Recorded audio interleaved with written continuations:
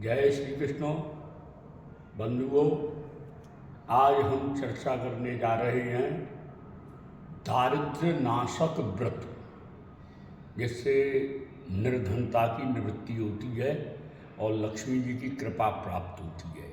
ऐसा व्रत है कोजागरी व्रत। यह शरद पूर्णिमा वाले दिन यह व्रत किया जाता है, लक्ष्मी जी की प्राप्ति होती है। इस व्रत का नाम है कोजागरी।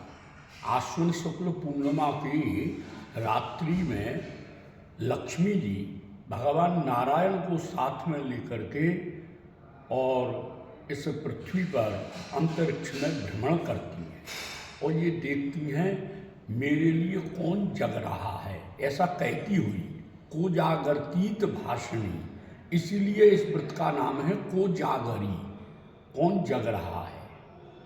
इस दिन व्रत करते हैं और नारियल पानी और नारियल का भोग, खीर का भोग, सफ़ेद वस्तु, खोआ की वस्तु, ये लक्ष्मी जी का पूजन करते हैं और इंद्र का भी पूजन करने का इसमें नियम है। रात्रि में जागरण करते हैं। पूजा करने के बाद में रात्रि में गोपाल सहस्त्र नाम आदि स्तोत्रों के द्वारा, लक्ष्मी स्तोत्र आदि के द्वारा, श्री सूक्त के द्वारा रात्रि में जागरण करते हैं तो लक्ष्मी जी की कृपा प्राप्त होती है। इसके विषय में एक कथा सनत कुमार संहिता में प्राप्त होती है। मगध देश में एक बलित नाम के ब्राह्मण थे, निर्धन थे, पत्नी से प्रताड़ित थे। धनहीन होने के कारण घर छोड़ करके चले जाते हैं। वन में शरद पूर्णिमा वाले दिन निराहार कई दिन से बैठे थे तो वो ब्राह्मण नदी के किनारे पर जब वहाँ बैठते हैं तो 3 अप्सरा आती हैं। वो इस कोजागरी का व्रत करके रात्रि में जागरण करना था तो चौपड़ जुआ खेलती हैं और इस खेल के लिए 4 व्यक्तियों की आवश्यकता होती है। वो 3 थीं तो अतः उन्होंने उस बलित ब्राह्मण को चौथे को बुला लिया, जिन पर जुआ खेलना, चौपड़ खेलना आता नहीं था। अब वो ब्राह्मण हारते रहते हैं, उनके पास दांव लगाने के लिए कुछ नहीं था। उन्होंने जनेऊ लगा दिया, हार गए।